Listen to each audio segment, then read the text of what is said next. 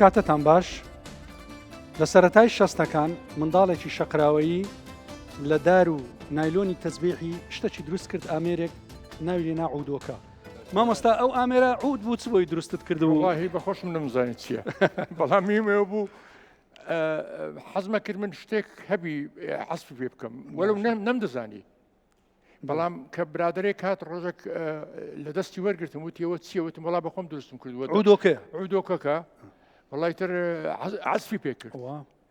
گوتم ئێستا زانی وتم دیارە من نازانم کەواتە دەبی فێربی دەبی فێربی وتی من مستعدم فێرت کەم بەڵام دەبی ئامێر و شتی وانتان لە چی ئامێرت پیا کرد مامۆستا لە هەولێرە؟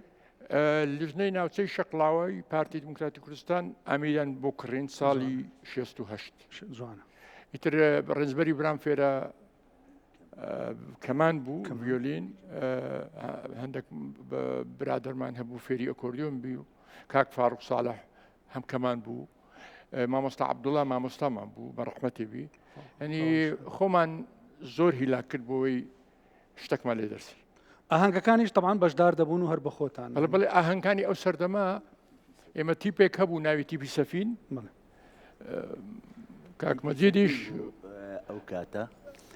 ئێمە زۆربەی ئاهەنگەکانمان لە شەقڵاو و بانەنۆک و هیران و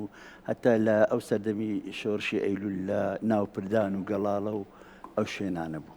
بەس ئەوها دەستان لێرە هاتبوو کە بتانن ئەو جورئەتی بکەن کە ئاهەنگی پێ بجێڕن مامۆستا؟ ئەمە خینگەرم بووی جوانە. یعنی خەڵکەیە بە ساڵێکی لەوانەیە نەوێری بەڵام بە خۆت دەزانین لە کوردستان خەڵکەیە 4 مانگە موزیکی لێ دەرێ ئاز بکەم لە ئەوروپا لەوانەیە 40 ساڵی لێدا کە پێی دەڵێ پارچە مۆسیقاک دەڵێ وەڵڵاهی ببوورە حەزر نەکردووە لە کوردەواری ئەو هەبوو یعنی ئەمە زۆر ئەوەندە حەزێکی گەورەمان هەبوو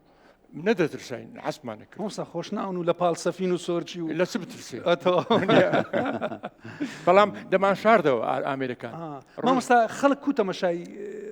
هونەرمەند و موزیک ژەنی دەکرد ئەو کات؟ وەڵڵاهی برێم کو خەڵک بە دوومان دەکرد بە عودیان دەگۆ کەمان بە کەمانیشان دەگۆ عود یعنی ئیشی ئەوان مامۆستا بە هونەرمەندیان دوو چاوش دەگۆ یان نا؟ بەرێ ئەو سەردەمە ئێمە چوین دەستماندا ئامێری مۆسیقا ئەوەندە یعنی ڕغبەت نەبوو لە ناو کۆمەلگای کوردەواری دائیمەن بە چاوێکی بابرێن نزم سەیری موزیسیان و گۆرانی بێژیانە کرد ئەو سەردەم بەڵێ. مامۆستا وەزانم قەسابەک هەبوو لەوێ ئێستا وستم بکەم بە ڕەحمەتێ بی حەمید قەساب تاکە قەساب بوو لە شەقڵاوە یا لە شەقراوێ ئەو کابرایە وردە حەزی لە موسیقا کرد فێری ڤیۆلین بوو کەمانجا بەڵام ماشەڵا دەستی پەنجەی زۆر بەقووت بوو نانی کەوەتەرە گۆشت پێ دەفڕی بە یەک پەنجە دوو سەری بەبەردەکە دەبای ئاگە زۆر ئاگەی لێبا داوەتی ماڵی دەکردین لە ماڵی خۆی دۆڵمەی قەسابان مەشهورە دۆڵمەی داما تەمریمان دەکرد ئەو وای کرد کە خەڵکەکە نەزرەکەی بگۆڕێ بەرامبەر خوا خێری قەسابی ئەرێ بەخۆی ئەو نەبا ئەمە مامۆستا پایدار بێدەنجێت و وڵای دەمێت لەسەر ئەو بابەتێ من فەرمیش بخەمە سەرەوەکەی طبعاً کاتی خۆی من یەک لەو هۆکارانەی کە زۆر بەداخەوە نیانهێشت بچم پەیمانگای هونەر جوانەکان لە بەغداد تەواو کەم کە ئەو کات معهدی دراسات نەخەمی بوو پەیمانگای هونەر جوان معهد جەمیلە لە بەغدا هەبوو کە پۆلیسێم تەواو کرد زۆر تکاوڕجام لە بابم کرد هەزار ڕەحمەتی لێ بگوتی خەڵک ناوەچی لێمە دوو ناومان لێمە سەیدین کو دەبێت و مۆسیقا ببێت دکتۆر ببێ مهندس نەیهێش بچم ئەوش لەبەر کۆمەلگایەکە بە چاوەچکەتەم بەداخەوە بە چاوەکی زۆر سەیری هونەرمەندی دەکرد ئەوەش بەڵام دوایی ڕۆژانێک ڕۆی دنیا ڕۆی و هات و من کوڕەکەم زۆر بە خۆشحاڵیەوە من خۆم بردم بۆ پەیمانگای هونەر جوانەکان سیڤان کە ئێستا مۆسیقاژەنێکی زۆر باشی لێ دەرچووە ئیتر گۆڕانکاری لە عەقلیەت و لە بیر و هۆشی کۆمەلگاش کرا بەرەو پێشچوون ئەوە شتێکی خۆشحاڵیە. دەستخۆش مامۆستا ڕزگار ئێستاما بە یادی ئەو عودە گچکەی عودۆکەی حەزم لێ ئەگەر پارچە مۆسیقاکەمان پێشکەشکێ.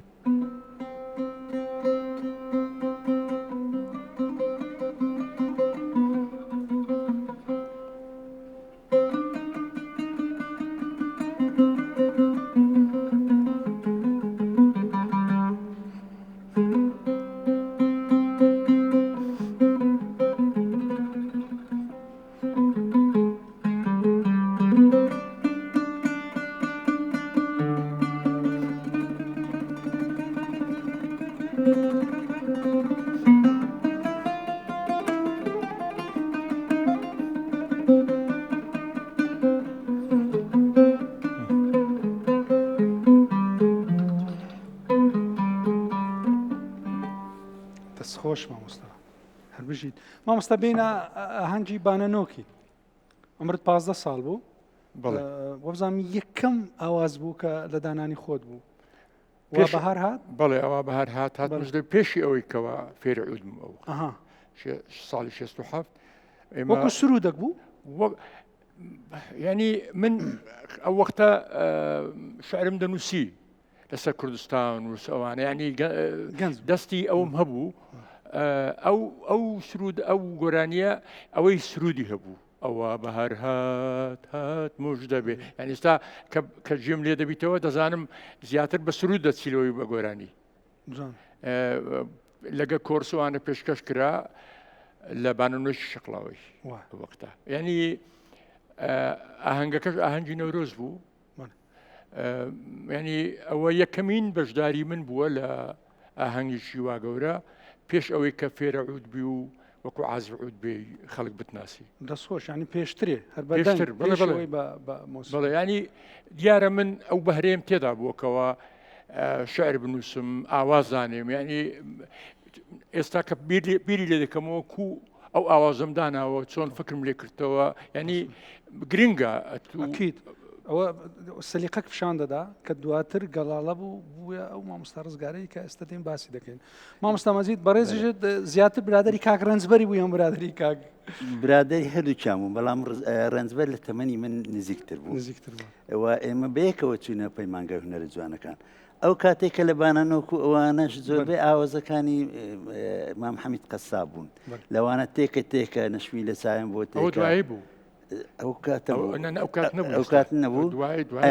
بەڵام کە بەیەکەوە چوینە بەغدا و پەیمانگای هونەرە جوانەکان لەوێ دوای مەشکا ڕزگار هاتە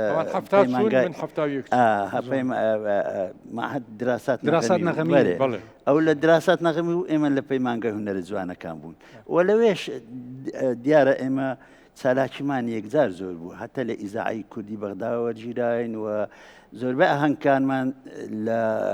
هۆڵی خولد و هۆڵی جامیعی مستەنسەریە و لە سەدر قەنات بوو بە بۆنەی ئاهەنگکانی نەورۆز و ئەو ئاهەنگانەی کەوا کورد تێدا بەشدار دوای بەیان 11 ئازاریش بوو ئەوەی باسی کە باسی ئیزاعی بەغدایە دەکەن دەڵێن جۆرە قۆڕخکاری هەبوو لێ هەموو لەحنەک قبوڵ نەدەکرا و ئەزانی چۆن بوو کاکامەران ئەو کاتە لیژنەیەک هەبوو لیژنەیەکی وەرگرتن یعنی بە فیلتەر تێپەڕی وەکو ئێستانە بوو مەسەن مامۆستا عەلی مەردان بوو نازم نەعیم بوو مەجموعە یعنی سالم حوسێن ئەمیر بوو عازف عود بوو ئەوانە لیژنە بوون هەر دەنگێک ئەگە بێت و نەشاز بە ئەوە وەکو ئێستانە بوو وەریان ناگرت زۆر بە زەحمەت وەرەگیرە هەتا ئەمن بەبیرم دێ محەممەد عەباس بەهرام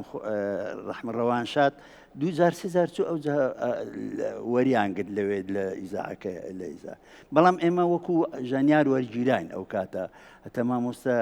هەتا کاک ناسر حەسەن بەرنامەیەکی بە ناوی ئارزومەندان چەند جارێک ئێمە ئاهەنگ و بابرێن ژانیار بووین ئەو کاتە لە تیپی من ژانیاری چەلۆ بوون زیاتر بەڵام مەقسەدی شتەشکە بوو ئەوزانم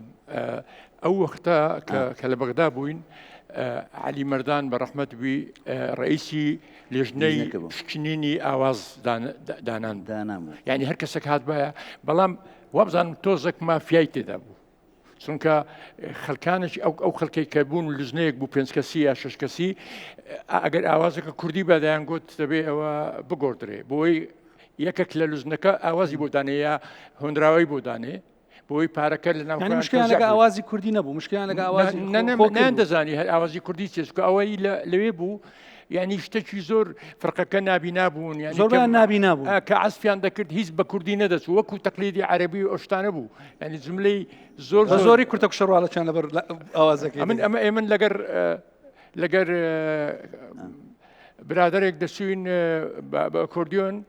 لەگە خەلیوەندی گۆرانی بێژ ئەمن عودم لێتدا یەک کەمانم بەجێ دەهێشت لەگەر چەلوەیەک هۆندرباسێک لەگە ئیقا ئەوانی کە دەم بڕۆ قاوەی بخۆنەوە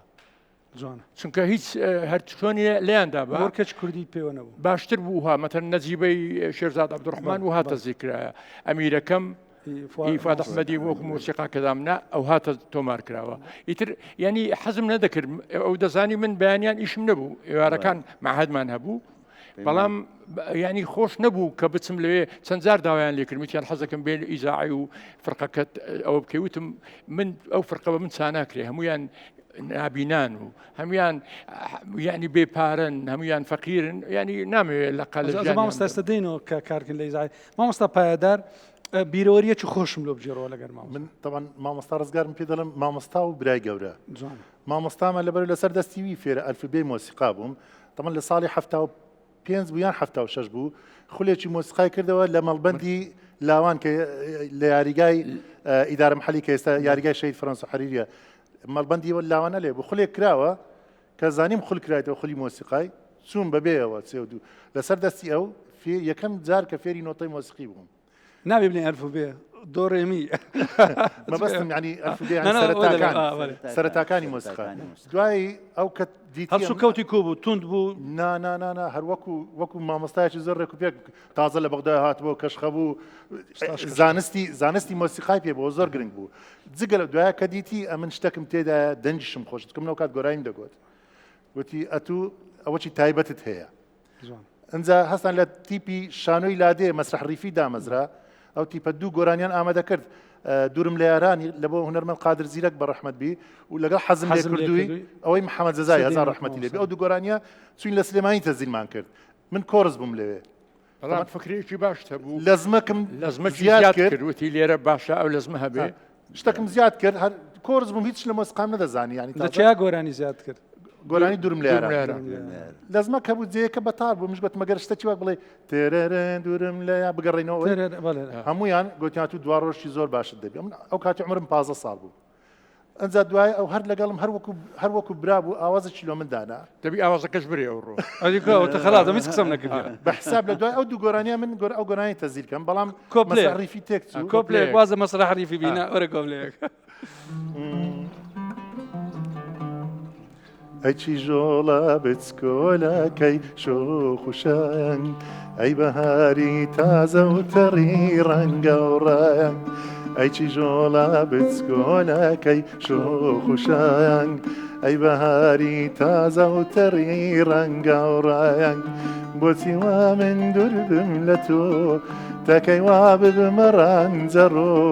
بۆچی وا من دوور بم لە تۆ تاکەی وا ببمە ڕەنجەڕۆ ئەیچی ژۆڵە ئەیچی ژۆڵە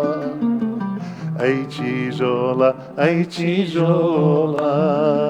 دەستخۆش دەم خۆش هەر بژم خۆش مامۆستا ئەوە لەوەچی گۆران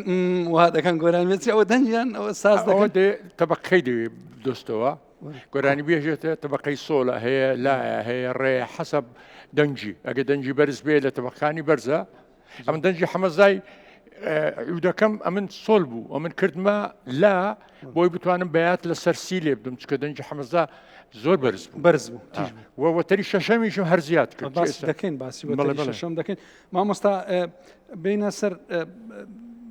بیرەوەریەکانت لەگەر دوورم لە یاران لەگەڵ حەزم لێ کردو بەزانام ئەوە دوو گۆران زۆر ناوبانجان دەرکرد لە کاتی خۆی لە هەولێر 77 کە تەخەرجم کرد ینی زۆر ئەوە بووم حەزمە کرد کە وەکو سلێمانی ئێمەش ئیش بکەین کە مەعهدم تەواو کرد لە بەغدا زۆر داوایان لێ کردم کە لە مەعهدەکە بمێنمەوە و دەرس بڵێمەوە و لە ئیزاعی بەغدای عەرەبی و لە فەرقەی ڕەشید و ئەوانە من هیچم قبول نەکردوتم من کوردم و دەبێ مۆسیقای خزمەتی مۆسیقای کوردی بکەم هاتمەوە هەولێر لەگەر زۆر برادەران وەکو شێرزاد سەرسپی و سەید ئەحمەد بەرزنجی و بەڕەحمەتی بی ڕنجبەری برام و ئەوانە مەجموعەک بوون زۆر ئێستا ناوەکانیان زۆر ناتوانم هەمویان باسی هەمان بکەم دەبێ ببورن کۆبووینەوە وتمان ئێمە هیچمان لە فەرقەی سلێمانی کەمتر نییە با ئێمە شتێک بکەین ئەوە بوو ئەو ینی تقریبا 50 کەس هات بوو لەو 50 کەسە تقریبا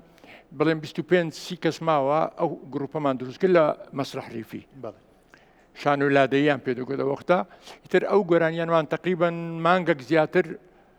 پرۆڤەمان کرد هەتا حازر بوو بەڵام ئەو وەختە خەڵک دەهات بێ ئەوەی کە بپرسی بڵێ مامۆستا چەندی تێدایە پارەی تێدا دەمدەنێ یعنی هەستی نەتەوایەتی کوردەواری کوردایەتی ئەوەندە بەقوت بوو کە ئەمن هەندەزە حەسم دەکرد ئەوە کلاشنکۆفە لە دەستم نەکەوت جوان چونکە ینی بەرخۆدان زۆر گرنگە لە کاتێکەت و ملەتەکەت خەریکە لە ناو دەچی ئەوانە ئیتر ئەو گۆرانێمان تۆمار کرد دوایش لە فڕقی سلێمانی لەوێ تۆمار کرا ئێمە پرۆڤەمان کرد لە هەولێر و هەمومان ئەمن خوشی خۆم هینابوو شادمانی خوشم وەکو کۆرس ئەویت کە خزمی خۆی هینابووی تر شتەکەمان ینی بە دوو گۆرانی بەرامبەر فڕقی سلێمانی ڕاوەستای مامۆستا گۆرانیەکان ئەوەندە بە شێوەیەکی ئەو توەیە کە ئێستاش نەمرە گۆرانیەکان خۆ ئەو گۆرانی ئەو ساتە کامەران سەدای هەبوو ئەماوە ینی مەسەن ئێستاش مەسەن گۆرانی ئەمیرەکەم ئەوەی فواد ئەحمەدی و زۆران گۆرانی تر مەسەنمەزی داسنگری هەتا ئەوانەی علی مەردانەوانە ئەوانە نەمرن ئەو گۆرانی ئەو سەردەمی مامۆستا تاهیر تۆفیق سەردەمی علی مەردان و ئەو گۆرانی بێژە ڕەسەنانە ئەو گۆران ئەو ئاوازانان بە نەمری ماینەوە بەڵام گۆرانی ئێستا بینی لەبەر ئەوەی کەلیماتی ڕەکیکە ئەوێ هەفتەیەک بزرە بیتن وەکو ئەو سەردەمە نییە تو ئێستاش مەسەن گۆرانی شیرین بەهارە کە زیاتر لە 40 ساڵە ئێستاش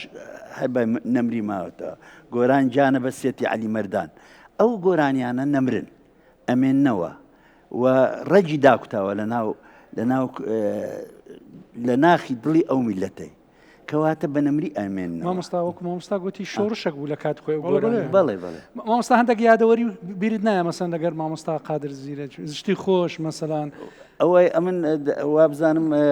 ئەوەی قادر زیرەکی ئەو گۆرانی دوورم لە یاران ساقیش دوایە گوتی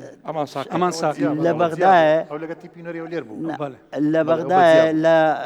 زەورای تەسویرکرا ئەو کچەکەش چێ بوو ئەو کچە نازان چێ بوو بەڵام شاکر کەریم ڕەحمەتی ڕەوانشاد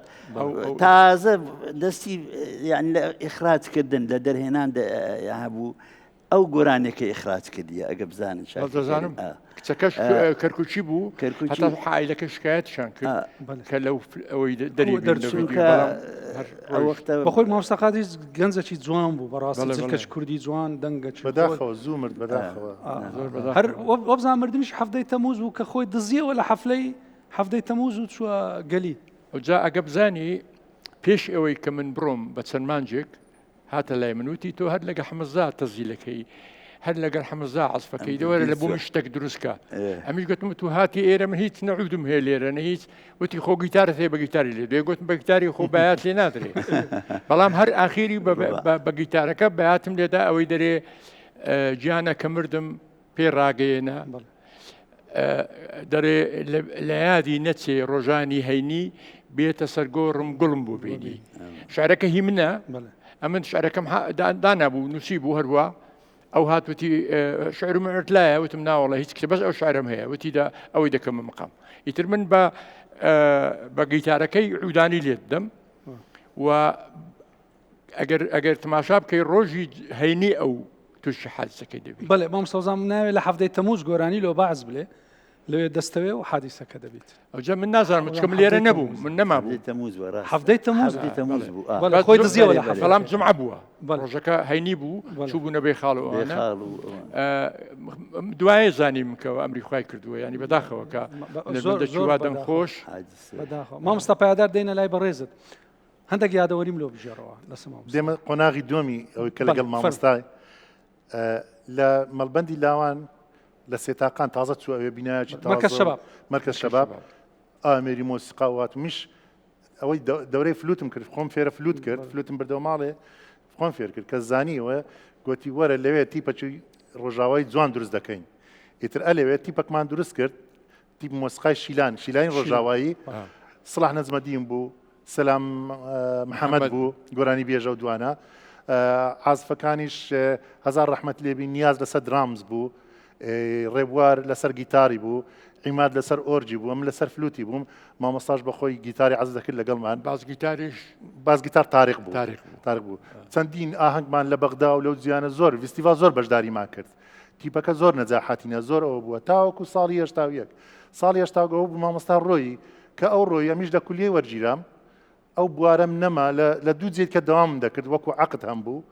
دوو جێی هوەری لە تیپی هوەرە میلیەکان و لە تیپی خانزات عقدم لۆ کرابوو لەبەر من تیپی ئەمیش کە ئەو ڕۆیم تیپی شیرانم بەجێهێشت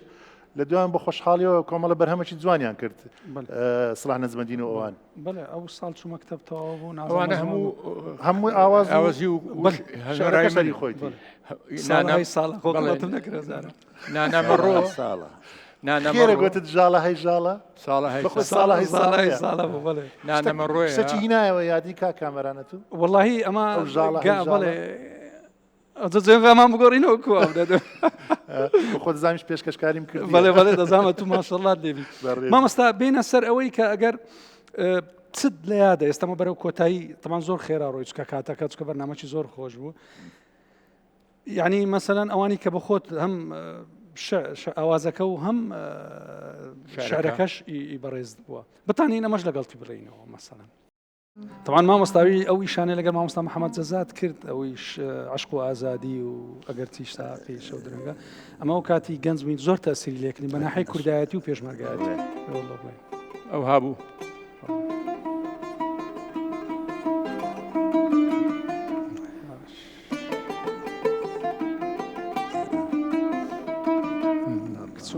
شەو شعری تەڕووبادە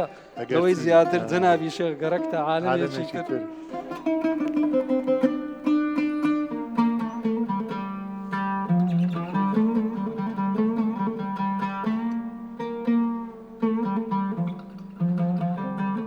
ئەو نەکەی عودەکەی مامۆستا ڕزگار دەیە زۆر کوردانەیە زۆر کوردانە ینی لە ژەنینەکەی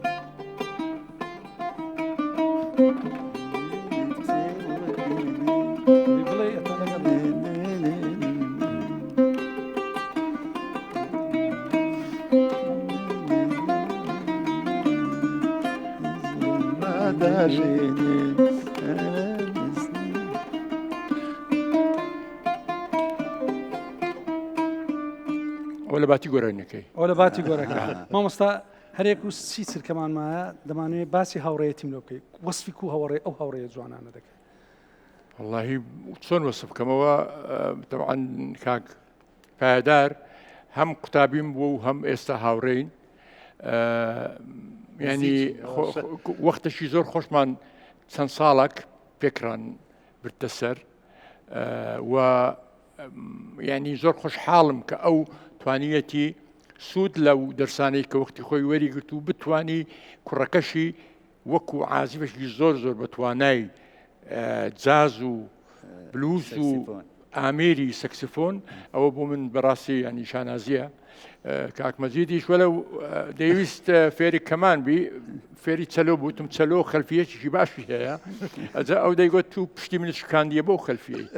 ئەم حەزەکەم کەمانی لێت ئێستا سوێتۆ گەڕایتەوە کەمان معنیم عازی چەلۆیەکی زۆر باش بوو زۆر برادر بووین لە بەغدا وەختی خۆی دەمگوت ئەوەکەت بینە چەلۆیەکەت بینە بە ڕووتی چیسوانەی منیش عودەکەم دەینم با خەڵک بمان بینی کە ئێمە ژەنیاری چەلۆ گەورەنی ئەمامۆستا قڕزیێتە بەحار هەتا جێ ینی مام ناوەندیە خۆی کەمان لە هەمویان لەو خێزانە لە هەمویان بچکترە دوایی ڤیۆلا دێ دوایی چەلۆ دێ ئەوجە کۆنترباس دێ کۆنترباس بەرەی گەورەکەیانەوەی ڕائوەستی چەلۆ مام ناوەندیانی دوای ڤیۆلا دێت مامۆستا پایدار کۆتا قسەی دەدەینە بەڕێ خۆشترین ئەو پیاوە جوانانە بەنسبەتی مامۆستا ڕزگار خۆشترین شتەوەیە کە ئەمە ئەو پەیوەندی هەر نەبڕە تەنانەت هەتا کە لە دەرۆژ بوو ئەو پەیوەندەکە هاتەوە کە دێتەوە هەموو جارە کە دێتەوە زۆر بە خۆشحاڵیەوە ینی زۆربەی کاتەکان بەیەکەوە دەبین ئەوە مایە شانازی منە کە مامۆستایەکەوە گەورە دۆڕێمی فاسۆڵای مۆسیقای فێرکردن ناڵێم ئەلفوبێیەکە ناڵێم دەست خۆشی طبعا لە کۆتایی سەدەی هەشتم بۆ نوێیەم زریابی کوردی لە ئیسپانیای ژێی پێنجەمی بۆ عود زیاد کرد لە کوردستان مامۆستا ڕزگار خۆشناو لە سەدەی 20 ژێی شەشەمی زیاد کرد و بە باڵی مۆسیقا و بە باڵی ژەنین مۆسیقای کوردی گەیاندا ئاهەنگە جیهانیەکان تەندروست بوو.